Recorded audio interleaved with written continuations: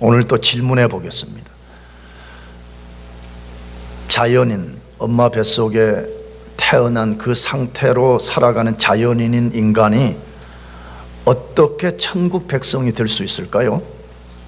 어떻게 하나님의 자녀가 될 수 있을까요? 어떻게 예수 그리스도의 제자로 살아갈 수 있을까요? 오늘 본문은 그것을 가장 잘 보여주는 말씀입니다. 어떻게 한 인간이 하나님의 백성, 하나님의 자녀, 예수 그리스도의 제자가 될 수 있는가 하는 것을 가장 잘 보여주는 말씀입니다. 그런데 우리가 이 말씀을 다루기 전에 이 말씀이 어떻게 시작되었는가를 이해해야 되는데, 마태복음 4장 17절, 우리가 지난주에 읽었던 말씀에 이렇게 시작되고 있습니다. 이때부터 예수께서 비로소 전파하여 가라사대 회개하라 천국이 가까웠느니라 하시더라 라고 되어 있습니다. 세례 요한도 회개하라 천국이 가까웠다라고 말했고, 예수님도 공생애를 시작하는 제일 첫 번째 예수님이 선포했습니다. 뭐라고? 회개하라 천국이 뭐했다? 가까웠다라고 말씀했습니다. 이 말은 무슨 뜻이라고 그랬죠? 하나님의 아들인 예수님이 만왕의 왕이시기 때문에 그분이 이 땅에 오신 그 자체를 천국이라고 지금 말하는 것이에요. 그래서 예수님이 천국이고 예수님이 그 천국을 가져오셨기 때문에 예수님이 선포하는 거예요. 천국이 지금 가까이 왔다. Be at the end. 너희들이 손을 뻗으면 손끝에 닿을 수 있는 아주 가까운 여기에 하나님 나라가 왔다라고 선포하신 것입니다. 이 나라는 우리의 육안으로는 볼 수가 없습니다. 그러나 예수님이 지금도 왕으로 다스리고 있기 때문에 이 땅에 천국이 와 있습니다. 믿습니까? 이 땅에 지금 천국이 와 있고 천국은 지금 강력하게 역사하고 있습니다. 그 근거 중에 하나는 예수님 마태복음 13장에 7가지 하나님 나라 비유를 드는 것 중에 하나, 누룩 비유를 드셨습니다. 하나님 나라 천국은 누룩과 같은 나라다, 그렇게 되어 있습니다. 왜 누룩의 비유를 들었죠? 거기 예수님이 설명을 했어요. 가루 서말 속에 들어간 아주 적은 누룩이 전부를 부풀게 한다. 우리 빵을 굽거나 하면 잘 알잖아요. 많은 밀가루를 반죽을 해서 그걸 부풀게 하려면 아주 작은 양의 이스트를 넣게 되면 그 많은 밀가루가 부풀어지는 것처럼 하나님의 나라, 예수님이 가져오신 천국은 사람 눈에 보이지 않고 이 땅에 임한 그 나라가 아주 작은 나라로 시작이 되어 있지만 지금 이 세상에 점점점 커지고 이 세상 속에 지금 강력한 역사를 만들어가고 있다고 말씀하고 있습니다. 마태복음을 기록한 마태는 마태복음에서 인간이 어떻게 그 예수님이 가져오신 천국 백성이 될 수 있는지를 예수님의 사역을 통해서 논리적으로 잘 우리들에게 소개하고 있습니다. 예수님의 사역은 어떤 굉장한 논리적 순서 속에서 진행되었다라고 소개를 하는데, 제일 먼저 약 30년의 사생애를 보냈습니다. 그는 하나님의 아들로 이 땅에 오셨지만 30년 가까이 은닉, 숨겨진 삶을 사셨습니다. 그 후에 공생애, 공적 삶, 메시아로서 진짜 자기 공적 생애를 시작하셨는데, 그걸 시작하기 전에 세례 요한에게 세례를 받으셨고 성령에게 이끌리어서 마귀에게 혹독한 시험을 받았습니다. 그런데 그 시험을 완벽하게 이겨내신 후에 공생애를 시작하셨습니다. 그런데 공생애를 시작하시면서 그의 첫 번째 가장 중요한 사역이 있었습니다. 그것이 오늘 본문에 소개된 것인데, 자신이 가져온 천국의 백성을 만드는 것입니다. 자신이 이 땅에 천국을 가져오고 그 나라의 백성을 만드는 것이 그의 사역 가장 중요한 첫 번째 사역이었습니다. 그 다음으로 예수님이 그 천국의 법을 선포하셨습니다. 굉장한 논리적이잖아요. 그렇잖아요. 천국이라는 나라가 형성이 되려면 백성이 있어야 되고, 백성이 만들어지면 그 백성들이 지켜야 하고 살아야 될 법이 필요하잖아요. 그래서 그 법을 앞으로 우리가 만나게 될 산상설교라고 하는 마태복음 5장에서 7장에 그걸 완벽하게 소개해 준 것이죠. 그래서 산상설교는 천국의 헌장이라고도 불려지고 천국 백성이 지키고 살아야 될 법이라고 불려지는 유명한 말씀을 소개한 것이죠. 자, 그렇다면 예수님이 어떻게 천국 백성을 만드실까 하는 것이에요. 제일 첫 번째로는 예수님이 자기 백성들 사람을 부르심을 통해서 됩니다. 천국의 백성은 예수님이 그 사람을 불러주실 때만 된다고 선포하고 있습니다. 우리 기독교 안에 이런 말이 있어. 이런 말, 이건 성경의 말씀은 아니에요. 천국에는 지원자는 없고 징병자만 있다라는 말이 있습니다. 천국에는 뭐가 없어요? 지원해서 천국에 들어가는 사람 없고 징병, 부름받은 사람만 있다라는 말이 있습니다. 무슨 뜻일까요? 천국은 자기가 들어가고 싶다고 들어갈 수 있는 나라가 절대로 아니라는 것입니다. 천국은 만왕의 왕이신 예수님의 부르심을 통해서만 들어갈 수 있기 때문에 그렇게 말하는 것입니다. 부르심을 받지 않고는 아무도 그 나라 백성이 될 수 없습니다. 그 사실을 예수님이 베드로, 안드레, 야고보, 요한을 부르시는 사건을 통해서 아주 잘 소개하고 있습니다. 베드로와 안드레는 형제였고 야고보와 요한이 또 다른 형제였습니다. 그러니까 두 쌍의 형제들을 부르시는 사건을 통해서 천국은 누가 들어갈 수 있냐는 거예요. 누가 예수 그리스도의 빛나는 제자들이 될 수 있냐, 그것을 소개하는데 그 소개의 말씀이 마태복음 4장 18절에서 19절 그리고 21절인데 18절 19절을 제가 한번 읽어보겠습니다.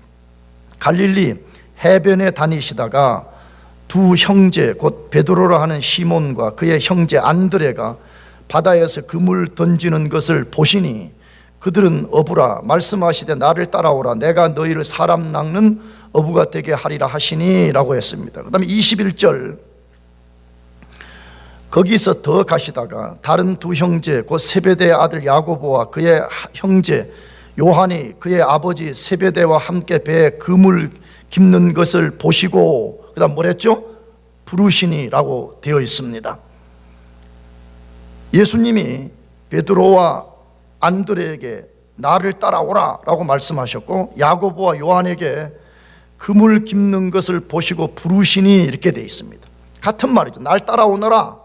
같은 말로 지금 야고보와 요한에게도 날 따라오너라 follow me 라고 말씀하셨다는 것이에요. 뭘 보여주죠?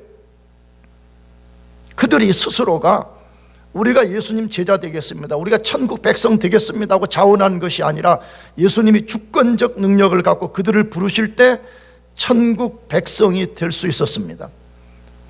아무도 예수님이 불러주지 않으시면 천국 백성이 될 수가 없습니다. 잘 보세요. 오늘 우리 생각하지 말고 예수님 당시의 복음서를 이해해 봅시다. 스스로가 나 천국 백성 되고 싶으니 날 받아주시오 그런 사람이 한 사람도 없었습니다. 다 예수님이 불러주실 때만 가능했습니다. 그렇다면 왜 불러주셔야 되냐, 왜 불러주지 않으시면 천국 백성이 될 수 없냐는 것이에요. 그래서 크게 두 가지 이유 때문에, 하나는 하나님의 선택과 인간의 부패, 무능 때문입니다. 하나님의 선택과 인간의 전적 부패, 전적 무능 때문에 하나님이 불러주지 않으시면 아무도 하나님 앞에 나갈 수가 없고 아무도 천국 백성이 될 수가 없습니다. 성경은 분명히 말씀합니다. 하나님은 구원할 사람들을 창세전에 선택하고 예정했다고 분명하게 말씀하고 있습니다. 그 이야기를 어디에서 다뤄요? 우리 지난번 금요 예배 때도 우리가 살핀 것인데 한 번 더 우리가 살펴보면 에베소서 1장 4절에서 5절 말씀인데 같이 한번 읽어보겠습니다. 에베소서 1장 4절에서 5절 다 같이 읽어보겠습니다. 다 같이 시작.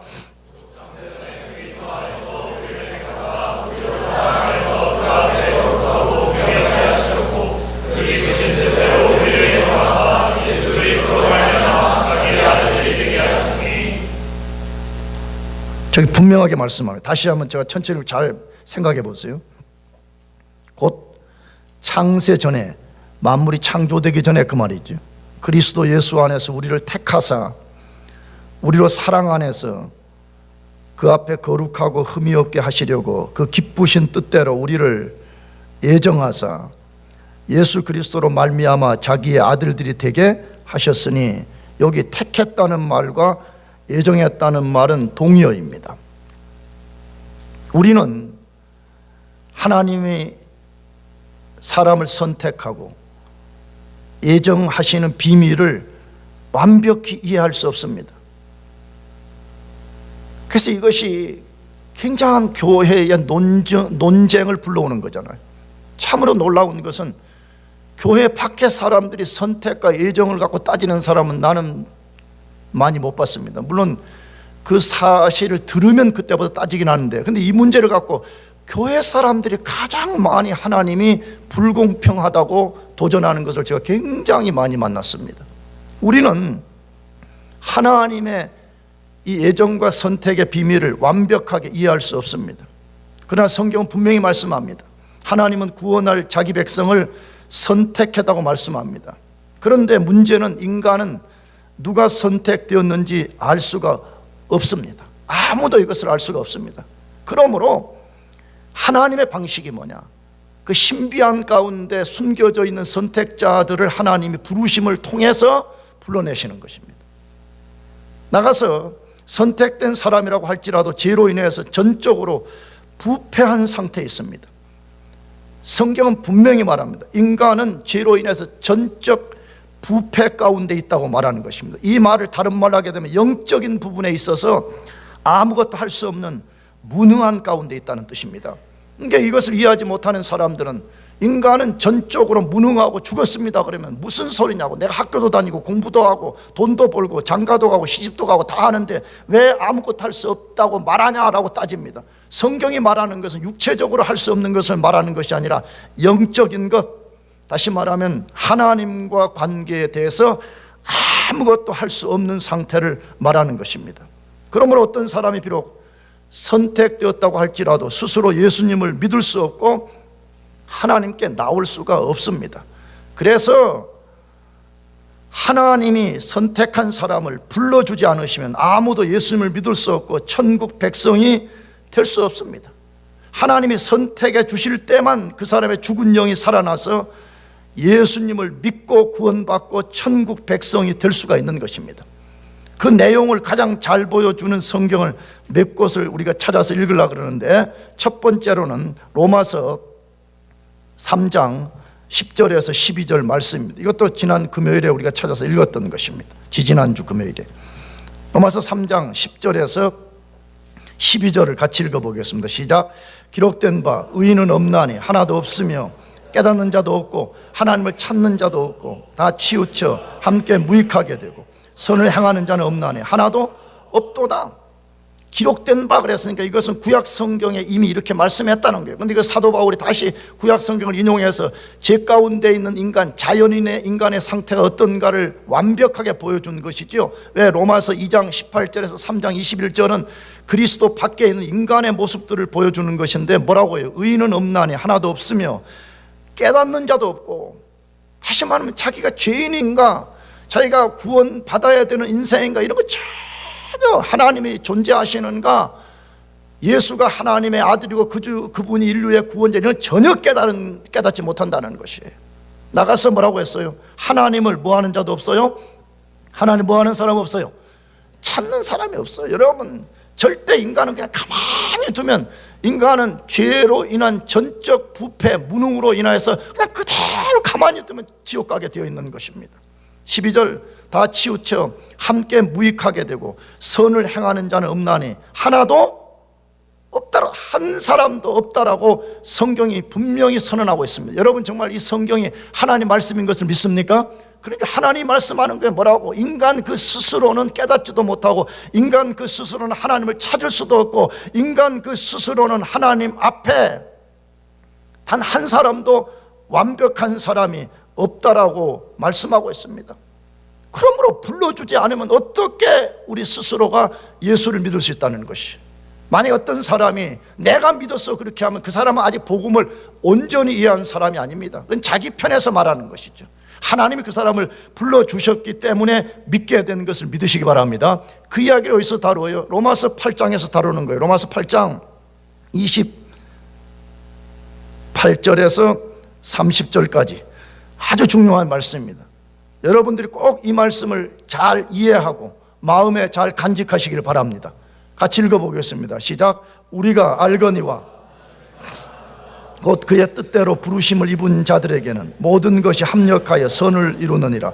하나님이 미리 아신 자들을 또한 그 아들의 형상을 본받게 하기 위하여 미리 정하셨으니 이는 그로 많은 형제 중에서 맏아들이 되게 하려 하심이니라. 또 미리 정하신 그들을 또한 부르시고 부르신 그들을 또한 의롭다 하시고 의롭다 하신 그들을 또한 영화롭게 하셨느니라. 자, 이것을 흔히 하나님이 어떻게 인간을 구원하시는가를 보여주는 구원 서정이라고도 부르는 내용인데 이 속에 아주 완벽한 내용이 이 속에 들어있습니다. 29절 하나님이 미리 아신 자들을 그렇게 되어 있습니다. 이 미리 아셨다는 말은 시간이 없어서 간단히 말하면 하나님이 사랑하기로 작정한 대상을 말해요. 이 말은 이 사람이 앞으로 예수를 믿을 것인가 선한 행위를 할 것인가 그런 개념에 미리 알았다는 말이 아니에요. 29절 하반절에 미리 정하셨으니 미리 뭐 했다고요? 정했어요. 그 사람이 어떤 선한 행위를 할 거냐 안 할 거냐 그런 조건 때문에 했다면, 만약 그런 조건 때문에 했다면 구원의 공로는 우리에게 있는 것이에요. 우리는 전혀 공로가 없습니다.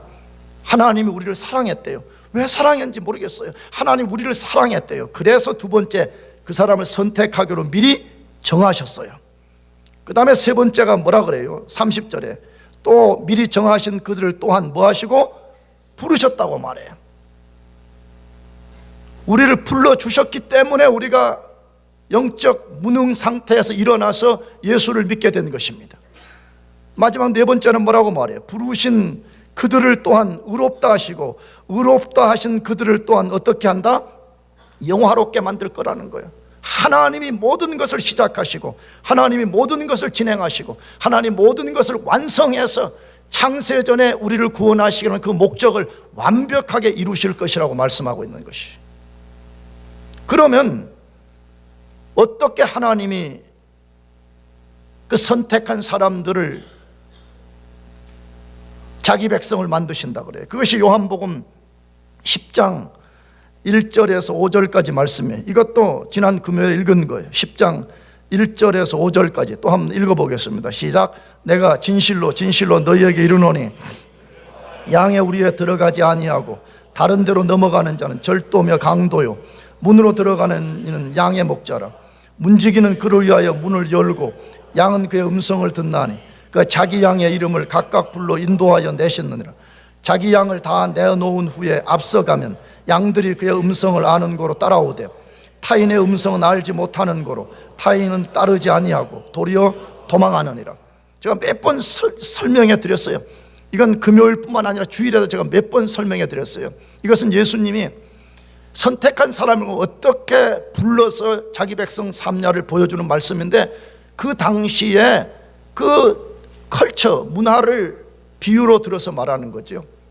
고대 당시에는 동네 사람들이 다 자기 양들을 키우는 거잖아요. 근데 밤 되면 일이나 이런 늑대 무슨 뭐 야생동물로부터 보호하기 위해서 양우리에다가 동네 양을 갖다 다 집어넣는 거예요. 그 당시에 뭐 발달되지 않은 문화에서 각각이 양우리를 갖고 있는 게 어려우니까 동네에 그냥 허름한 창고 같은 거 하나 있으면 거기 동네 양을 다 집어넣는 거예요. 그러니까 아침 날이 밝으면 이 양 주인들이 자기 양을 찾아야 될 거 아니에요. 그러면 양문을 열어놓고 그 양 주인들이 자기 양의 이름을 부른다는 거죠. 놀라운 현상은 뭐라는 거죠? 그 주인에게 속한 양은 그 주인의 음성을 듣고 따라가지만 그 주인에게 속하지 않은 양은 오히려 뭐 한다 그래요? 도망한다고 말해요. 여러분, 이것이 지금 그대로 이루어진다는 거예요. 어떻게 하나님이 선택한 사람을 예수님이 주권적 능력으로서 지금 불러내시는데 어떤 사람들은 똑같은 복음을 듣고도 예수를 따라가서 믿고 구원받는데 어떤 사람들은 오히려 메시지를 듣고 철저하게 반대하고 거부하고 말도 안 된다고 어겐스트하고 대적하는 그런 사람들이 있다는 거예요. 왜 그러는 거예요? 왜 똑같이 펜스테이트 공부하고 왜 똑같이 스테이트 칼리지에 사는데 왜 어떤 사람들은 다 믿고 나오는데 어떤 사람들은 다 거부하는 것이에요. 여러분, 그 속에 바로 이 사람들이 알지 못하는 비밀한 일들이 숨겨져 있다는 것이에요.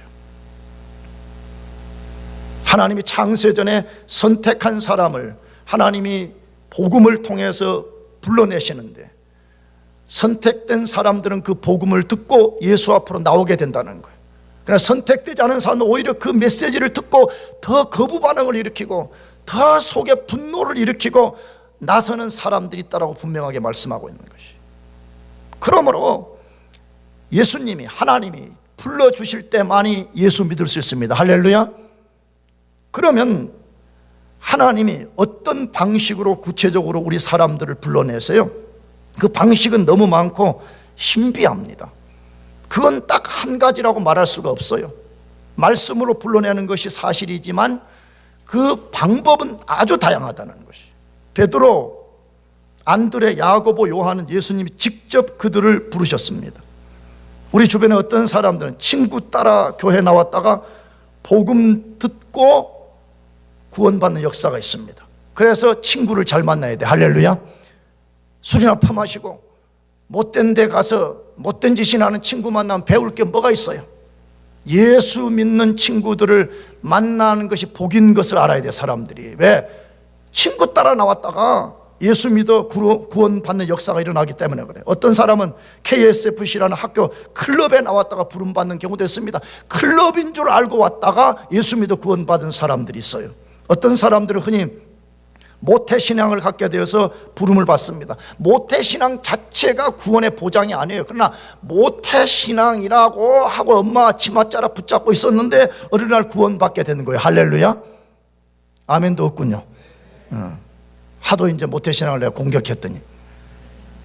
어떤 사람은 마음의 안정을 찾기 위해 교회 나갔다가 부름받을 수 있습니다. 마음이 뭔가 불편해. 그래서 교회 가면 마음 좀 안정하려. 그러다가 부름받는 역사가 일어나요. 어떤 사람은 오랫동안 교회에 붙어 있다가도 부름받습니다.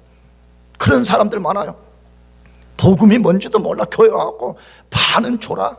내가 옛날에는 나가 그랬는데 지금은 안 그래. 내가 변화돼가지고. 왜? 그래, 붙어 있다가도 구원 받는구나. 이게 아버지 집에서 자라. 잘했다. 그래. 아버지 집에서 자라. 아버지 집에서도 자라. 그러다가 구원 받는다는 거예요. 심지어 어떤 사람, 난 실제 들었는데, 한국에서 새벽에 교회가 새벽 예배 알리는 종을 쳤는데 종소리 듣고 그 종소리에 이끌려 갔다가 부름받고 구원받았다는 고백을 들은 적이 있습니다. 여러분이 교회 나와서 복음을 듣고 있는 것이 예수님이 여러분을 부르시고 계신 증거가 될 수 있습니다. 혹시 여러분 중에 구원받지 않은 사람이 있다 할지라도 지금 여러분들이 이 교회에 나와서 목사가 전하는 이 복음을 듣고 있는 이 자체가 하나님이 여러분을 부르시고 있는 것임을 믿어야 됩니다. 아멘. 그러나 여러분들이 예수 믿는 것이 확실하다면, 나는 예수님을 완벽하게 이해하지는 못하지만 예수님이 나의 구주이신 것이 분명합니다. 이것이 믿어지는 사람은 하나님이 신비한 방식으로 여러분을 불러주셨기 때문에 예수 믿어 구원받은 것인 것을 확신하고 흔들리지 말고, 하나님 날 불러줘서 내가 예수 믿어 구원받았다는 이 분명한 확신 가운데 살기를 축복합니다.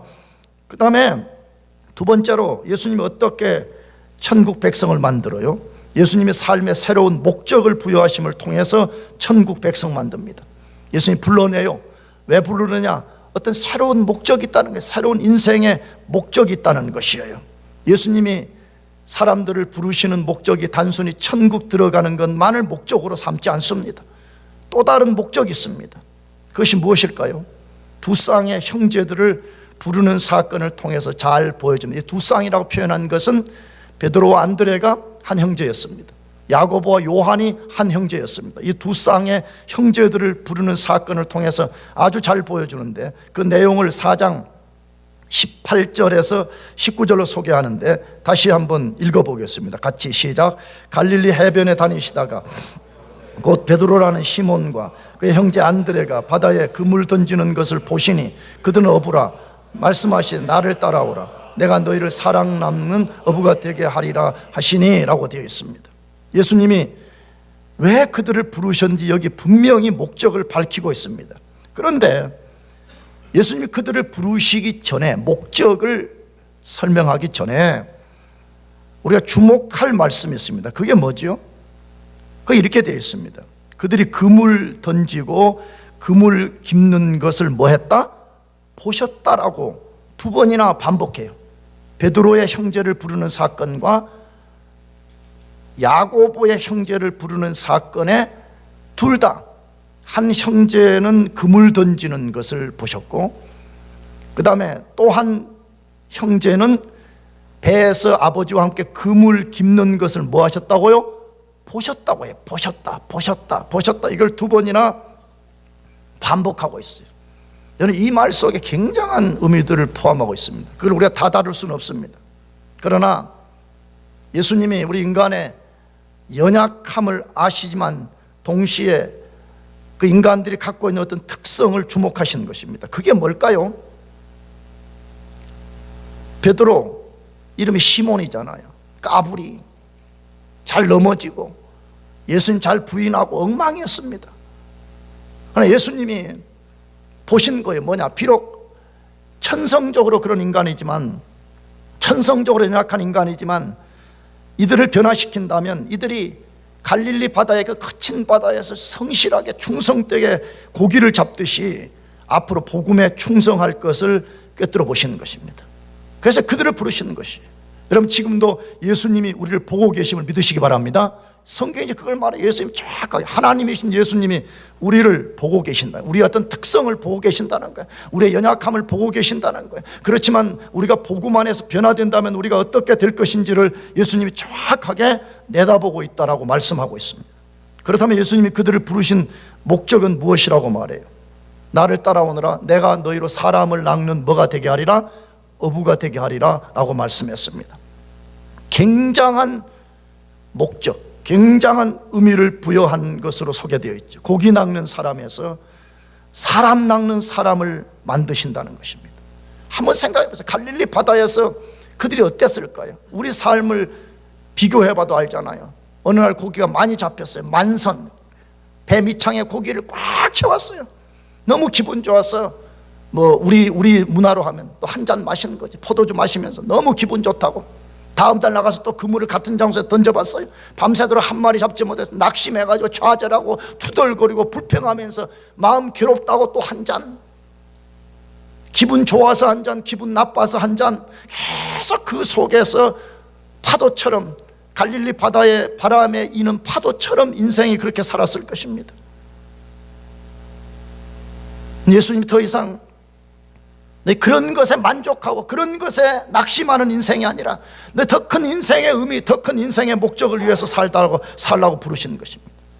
나가서 유한한 것을 목적으로 삼던 사람을 영원한 것을 목적으로 삼는 사람으로 바꾸신다는 것입니다. 얼마나 멋있어요. 고기 잡아서, 물론 고기 잡는 직업 자체가 죄악이 아니지만 고기 잡는 유한한 삶, 유한한 목적, 그걸 위해 살던 인생을 영원한 것, 하나님을 알지 못하는 인생들에게 하나님을 알려줘서 그들로 하여금 천국에 들어가게 하고 영원한 것을 붙잡고 살게 하는 것. 할렐루야. 이것이 예수님 우리를 부르시는 목적 중에 하나라는 거예요. 나는 그래서 예수 믿는 게 너무 행복합니다. 여러분도 행복해요? 난 진짜 이런 얘기 해도 되나 모르겠어요. 좀 가난하고 뭐 돈도 없고 뭐 좀 그런 거거든. 내가 누군가 이야기했나 모르겠네. 내가 어느 뉴스 기사를 하나 읽었는데 미국에 관련된 거. 미국인들 뭐 중산층 이하의 사람들이 갑자기 쓸 돈 1,000불도 없대. 진짜 캐시 1,000불이 없다는 거예요. 집에 무슨 일이 발생했을 때 탁 쓸 돈 1,000불이 없다는 거예요. 그 이야기를 읽으면서 야, 미국이 이래? 근데 그게 바로 나더라고. 아니, 이머전시에 쓸 돈 1,000불이 없는 거예요. 그래서 내가 한편으로는 인간적으로 좀 비참하더라고. 야, 내가 그래도 명색이 내가 미국의 시민인데? 내 미국 시민이에요. 여러분 아니지요? 난 미국 시민이에요. 미국 시민이 이렇게 비참해요. 미국 시민 되지 말기를 축복합니다. 트럼프에게 말하지 말아요. 이렇게 삶을 보면 가난하고 인간적으로 보면 비참하지. 그러나 영적인 눈을 갖고 탁 우리가 생각하면 얼마나 감사한지 모르겠어요. 만일에 하나님이 나를 불러주시지 않았다면 어떻게 됐을까? 내가 우리 대학부 친구들에게 간혹 금요예배 때 말했듯이 나는 아마 지금까지 못 살았을 것 같아요. 술 많이 마시고 담배 피고 엉망으로 살다가 아마 벌써 한 40대 중반쯤에 아마 폐암이 걸렸든지 간암이 걸렸든지 이미 죽었을 것 같아. 그 유한한 것, 잠깐 눈앞에 있는 그걸 붙잡고 신기루 같은 그것이 전부인 줄 알고 그걸 붙잡고 살던 인생을 하나님이 나를 불러주셔서 영원한 것, 사라지지 않는 것, 그걸 위해 살게 만들어주신 것이 얼마나 감사한지 몰라요. 이것을 이중소명이라고 그렇게 말합니다. 하나님이 우리를 천국 백성 되도록 불러주신 첫 번째 부르심. 그런데 하나님이 천국 백성 되도록 부르신 사람에게는 반드시 사명도 준다는 거예요. 제자들 지금 그렇게 부르신 거잖아요. 예수님이 날 따라오너라 라고 말할 때는 그들을 구원으로 불렀습니다. 그런 다음에 이제부터는 너희는 고기 잡는 인생으로 생을 마치지 말고 너희는 더 고귀한 사명인 영혼들을 천국으로 들여보내는 그 일을 위해서 살라고 예수님이 사명도 주신 것입니다. 그런데 감사한 것은 그 사명도 감당할 수 있도록 예수님이 모든 것을 하신다라고 소개되어 있습니다. 뭐라고 되어 있지요? 내가 너희를 사람 낚는 어부 되게 하리라 라고 되어 있습니다. I will make 이렇게 되어 있습니다. 영어는 내가 할 것이라는 거예요. 너희들은 지금 고기 잡는 데는 전문가지만 너희들 영혼들을 어떻게 천국으로 들어보라는 게 이런 거 아직 하나도 모르지만 내가 너희를 그렇게 만들 것은 I will make, 내가 할 것이라는 거예요. 여러분, 하나님 우리에게 사명 주실 때 오해하지 말아야 되는 것이 있습니다. 우리 기쁨을 빼앗으려고 사명 맡기는 거 절대로 아닙니다. 믿습니까? 어리석은 사람들이 그렇게 생각하는 거예요. 무슨 사명을 감당하라 그러면 내 잘 사는데 하나님 내 기쁨을 빼앗아 갈 것이라고 착각하는 사람들이 많아. 내가 잘 살고 있는데 인생을 고달프게 하려고 예수님이 사명을 주시나 안 하겠다고 막 쌍수를 들고 반대하는 사람들이 있어요. 절대 그렇지 않습니다. 이전과 비교할 수 없는 고귀한 삶, 의미 있는 삶, 영원한 것 위에 살도록 불러주시는 것입니다. 만일하면 잘 생각해 봅시다. 아까도 말씀드렸지만 두 쌍의 형제들이 예수님으로부터 부름받지 않았다면 어떻게 되었을까요?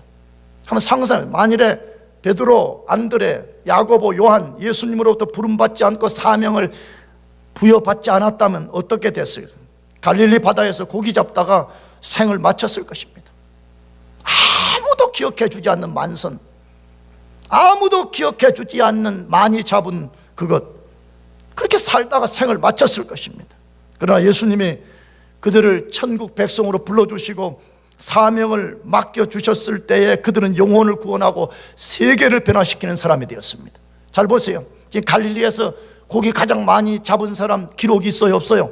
없잖아요. 그런 거 아무 기록도 없잖아요. 그러나 지금 2000년이 지났지만 예수의 제자로 부름을 받고 예수의 사명을 감당한 그 초라했던 갈릴리 어부들의 이름들은 성경에 기록이 되어서 이 세상 끝날까지 그 이름들이 영원하게 선포될 것입니다. 그러므로 하나님 우리에게 사명을 맡겨주시는 것 절대로 우리를 고달프게 하려는 것이 아니에요. 우리가 너무 잘 살고 있는데 우리 잘 사는 삶의 꼴 보기 싫어서 예수님 것을 빼앗아가는 게 절대로 아닙니다. 예수님 지금도 우리를 부르시고 사명을 맡겨주십니다. 우리가 부르심을 받을 때 반드시 현재의 자리를 떠나서 목사, 선교사가 되라는 것이 아닐 수 있습니다. 물론 그것으로 부르심을 받았다면 당연히 그 일을 위해서 헌신해야 됩니다. 그렇게 하기를 축복합니다. 만약 여러분 중에 진짜 내가 풀타임 사역자로 살고 싶은 마음의 소원이 생긴다면 여러분 그걸 꺾지 말아요. 영원한 것, 가장 의미 있는 것, 가장 앞으로 우리의 면류관이 될 복음을 전해서 잃어버린 영혼을 구원한 그 일을 위해서 헌신하는 것이 얼마나 고귀한 일인데 왜 그것을 주저하고 있어요? 그러나 주님이 원하시는 것은 삶의 목적을 이전과 달리하라는 것입니다. 옛삶의 자리를 떠나서 새로운 목적, 다시 말하면 예수님이 원하는 삶을 살라는 것입니다. 여러분 정말 진짜 여러분이 예수 믿어 구원받은 사람들이 맞다면 이전과 다른 삶을 사시기를 축복합니다. 그렇게 살아야 돼. 옛것, 다시 말하면 고기 잡는 게 나쁘다는 게 아니고 옛것에 지배된 삶에서 이제 새로운 인생의 목적을 위해서 살아야 된다 이거예요. 여러분이 진짜 예수 믿는 청년들이 맞다면 청년의 삶을 세상의 청년들과 분명히 다르게 살아야 됩니다. 다르게 살아요. 다르게. 왜 똑같이 살라 그래요? 여러분이 진짜 예수의 부름을 받고 하나님의 자녀가 된 것이 맞다면 세상 청년들과 다르게 살아야 되죠. 공부하는 목적도 이전과 달라야 됩니다. 인생의 궁극적 목적도 달라야 되는 것입니다. 그러나 나가서 당연히 문자적으로 사람을 낚는 어부가 되어야 됩니다. 정말 기도합시다. 하나님, 나를 위해서, 나를 통해서 영혼들이 구원받게 해주십시오. 아멘. 물론 하나님이 영혼을 구원하시지만 그럼 우리가 수단이 됩시다. 우리가 도구가 됩시다. 우리가 통로가 됩시다. 나는 가슴 아픈 게 그거예요. 만일에 천국에 갔는데, 내가 앞으로 천국에 갔는데 나를 통해서 구원받은 사람이 한 명도 없다 그러면 그 천국은 어떨 것일까? 그걸 많이 생각해요. 다시 말하면 나를 통해서, 야, 교회 가보자, 예수 믿어라, 다시 말하면 나를 통해서 한 사람도 천국에 들어온 사람이 없다 그러면 그 천국은 어떨까 하는 생각이 들어요. 기도합시다. 주님, 나를 부르신 것이 맞다면 나도 사람 낚는 어부가 되게 해주십시오. 내가 전달하는 것이 어느라고, 내가 말이 어느라고, 내가 복음을 완벽하게 이해하지 못하지만 내가 사람 낚는 어부 되게 해주십시오. 할렐루야. 사람을 낚는, 사람 낚는, 얼마나 복돼요. 지난주에 다뤘지. 예수 밖에 있는 사람들은 다 영적 어둠 가운데 있습니다. 많이 배우나 적게 상관없습니다. 모두가 영적 어둠 가운데, 또 에베소서에서 말씀했잖아요. 그들에게 예수 그리스도의 찬란한 빛을 우리가 가서 전해주는 거예요. 나도 여러분도 오늘부터 새로운 목적을 갖고 삽시다. 아멘. 그것 위해서 예수님 불러주셨어요. 새로운 목적, 새로운 목적, 새로운 목적, 그걸 가지고 사는 여러분들 되기를 축복합니다. 마지막 세 번째로, 예수님이 어떻게 천국 백성을 만들어요? 예수님의 부르심에 값을 지불하는 것을 통해서 만드십니다. 다시 말하면 예수님은 천국 백성이 되려면 반드시 값을 지불해야 된다 이렇게 말한다. 이게 다시 말하면 우리가 지불해야 될 값이 있다는 거예요. 천국 백성이 되려면, 예수의 제자가 되려면 우리가 지불해야 되는 값이 있다라고 말씀한다는 것이에요. 그것이 무엇일까요? 그것이 마태복음 4장 20절 22절 2절 말씀하는데 같이 다시 읽어봅시다. 20절부터 시작. 그들이 곧 그물을 버려두고 예수를 따르니라. 그들이 곧 배와 아버지를 버려두고 예수를 따르니라. 뭘 소개해요? 4명의 사람들이 예수님의 부름을 받았을 때 그들이 어떻게 반응했는가를 소개하고 있지요. 어떻게 반응했다고 말해요? 즉각 따라갔다고 되어 있습니다. 곧 나가서 그들은 엄청난 것들을 포기했다고 소개하고 있습니다. 뭘 포기했죠? 저는 이런 생각이 들어요. 가장 익숙한 갈릴리 바다를 포기한 것이. 여러분, 사람은 누구나 익숙한 곳에 굉장히 마음을 두잖아요. 편하고 그렇잖아요. 갈릴리 바다, 어렸을 때부터 누비고 다니고 말이에요. 그 갈릴리 바다를 포기했습니다. 나가서 그들은 삶의 의지처였던 직장, 뭐지요? 어부였습니다. 어부의 삶을 포기했습니다. 나가서 그들은 많은 돈을 들여서 구입한 그물과 배를 버리고 예수님을 따랐습니다. 여러분, 그물, 배 아무렇게나 구할 수 있는 거 아닙니다. 나는 농촌과 어촌이 교류하는 지역에 살았기 때문에 저는 우리 집이 그런 배가 없었습니다. 왜? 그 당시에 그런 배 한 척을 구하려고 하면 굉장한 돈을 들여야 되기 때문에 우리는 살 수가 없었습니다. 그 대부분 동네 주민들은 배가 없었습니다. 남의 배 빌려다가 세뇌가지고 김 양식하고 다니고 그랬습니다. 그런데 2000년 전에 어땠겠어요? 그들이 그물과 배를 버렸다. 굉장한 것을 버렸다고 저는 생각이 듭니다. 나가서 그들은 심지어 자신들의 아버지를 버리고 쫓았다라고 되어 있습니다. 야고보와 요한은 아버지를 버렸다라고 되어 있습니다. 그런데 여러분, 이 본문을 보면서 여러분 아버지 어머니를 버리려고 꿈도 꾸지 마시기 바랍니다. 왜 그런지 알아요? 마가복음 1장 20절을 읽어보게 되면 이 야고보와 요한은 같이 일하는 사꾼들이라고 되어 있으니까, 그러니까 아마 상당히 야고보 요한 집이 조금은 부유했을 가능성이 있어요. 그래서 일꾼들을 이렇게 데려다가 쓰는데 그 사람들에게 부탁했다고 되어 있어요. 굉장한 사람들이죠. 아버지가 바로 툭 차고 이렇게 한 것이 아니라 그 사꾼들에게 우리가 상상해 볼 수 있잖아요. 나는 이제 예수 그리스도를 내가 따라가야 되니까 너희들이 우리 아버지를 잘 좀 돌봐달라, 그렇게 하고 떠났다라고 되어 있습니다. 여러분, 4명의 사람들의 행위를 통해서 뭘 보여주고 있습니까? 제자도입니다. 디사이플십입니다. 제자도가 없이는 누구도 예수님을 따를 수 없다는 것입니다.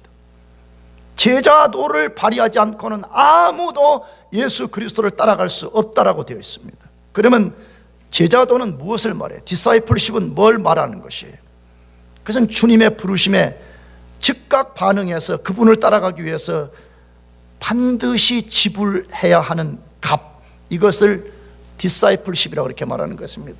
다시 말하면 예수의 제자가 되기 위해서는 즉각적 순종뿐만 아니라 우리가 포기해야 될 것이 있다는 게, 우리가 값을 지불해야 될 것이 있다는 것이에요. 4명의 사람들이 지불한 값처럼 반드시 우리가 희생하고 어떠한 상황이 오더라도 끝까지 각오하고 따라가야 되는 일이 있다는 것이에요. 혹시 여러분들이 이런 메시지를 들으면 목사님, 그것은 예수님의 제자들에게만 해당되는 거 아니에요? 사도로 부름받은 사람들에게만 해당되는 거 아니냐고 반문할 수 있습니다. 절대로 그렇지 않다고 성경은 말씀하고 있습니다. 예수님이 부름받은 모든 사람에게 이것을 요구한다고 되어 있습니다. 그 내용이 어디에 있습니까? 그것이 누가복음 14장 25절에서 33절까지 말씀인데, 이것은 너무너무 중요한 구절이기 때문에 우리가 같이 좀 읽어보려고 그래요. 좀 길지만 누가복음 14장 25절부터 33절까지만 읽어보겠습니다. 무릇 내게 오는 자는 자기 부모와 처자와 형제와 자매와 더욱이 자기 목숨까지 미워하지 아니하면 능히 내 제자가 되지 못하고, 누구든지 자기 십자가를 지고 나를 따르지 않는 자도 능히 내 제자가 되지 못하리라. 너희 중에 누가 망대를 세우고자 할진대 자기의 가진 것이 준공하기까지에 족할는지 먼저 앉아 그 비용을 계산하지 아니하겠느냐. 그렇게 아니하여 그 기초만 쌓고 능히 이루지 못하면 보는 자가 다 비웃어 이르되 이 사람이 공사를 시작하고 능히 이루지 못하였다 하리라. 또 어떤 임금이 다른 임금과 싸우러 갈 때 먼저 앉아 1만 명으로서 저 2만 명을 거느리고 오는 자를 대적할 수 있을까 헤아리지 아니하겠느냐. 만일 못할 터이면 그가 아직 멀리 있을 때 사신을 보내어 화친을 청할지니라. 이와 같이 너희 중에 누구든지 자기의 모든 소유를 버리지 아니하면 능히 내 제자가 되지 못하리라. 소금이 좋은 것인 여기까지 33절 능히 내 제자가 되지 못하리니라고 되어 있습니다. 자, 이 말씀에 발견한 것이 있어요. 이 말씀에 예수님이 부정형으로 말한 반복된 3가지 단어가 뭐예요? 이러이러한 사람은 능히 나의 뭐가 못 된다고요? 제자가 못 된다. 여기 능히라는 말은 다른 말 절대적으로 이 말이에요. 이런 사람은 절대로 내 제자가 될 수 없다. 이런 사람은 절대로 천국에 들어갈 수 없다. 이런 사람은 절대 구원받을 수 없다라고 지금 말하는 것이죠. 그러면 어떤 사람이 제자가 되지 못한다고 말했어요? 부정형으로 말했으니까 부정형을 이해해서 이걸 바꾸면 긍정형이 되는 거죠. 이렇게 하지 말라는 거예요. 어떤 사람이 못 들어간대. 첫 번째, 우선순위를 바로 하지 못하는 사람은 절대 예수님의 제자가 될 수 없다고 말해요. 어떤 우선순위죠? 예수님을 최고로 사랑해야 된다고 말해요. 여기 내 가족, 부모를 미워하지 아니하면, 이 말은 성경의 테크니컬 워드인데 이건 진짜 가서 미워하라 그런 말이 아니잖아요.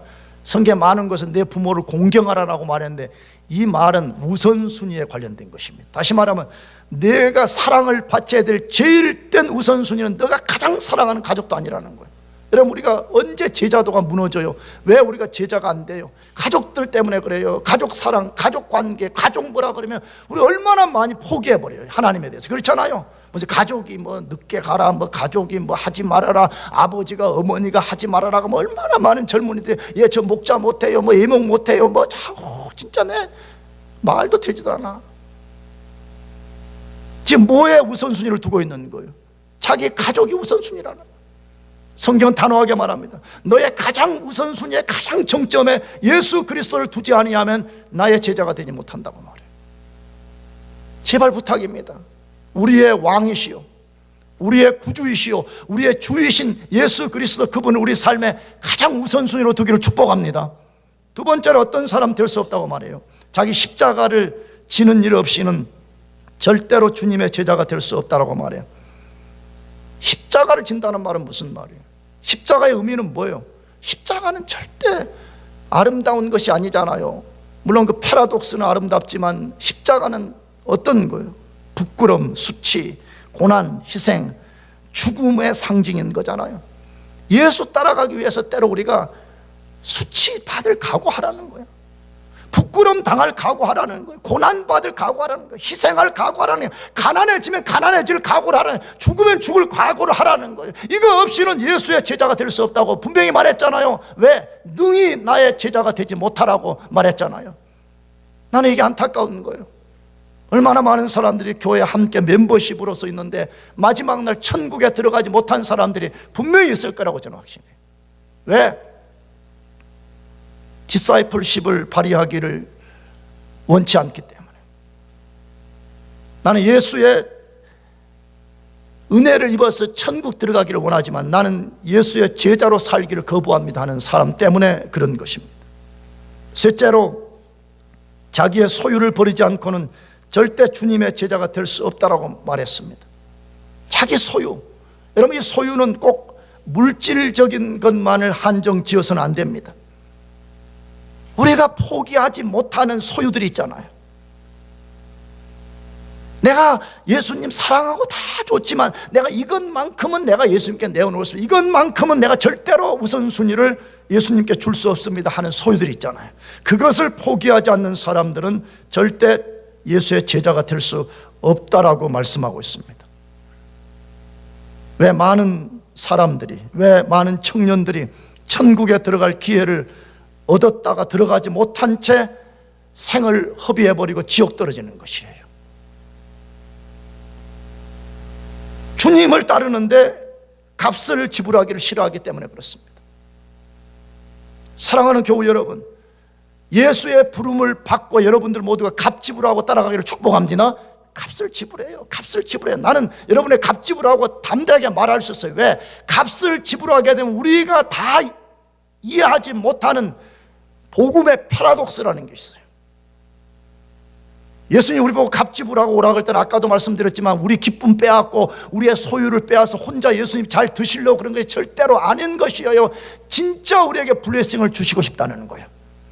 너가 붙잡고 있는 그것이 진짜가 아닌데 그걸 붙잡고 내가 그것들을 내려놓게 하고 내가 주는 진짜를 너에게 주고 싶다는 것이. 여러분, 진짜 예수의 부르심을 받은 사람들이 맞다면 값을 지불하고 따라가요. 디사이플십을 가지고 가요.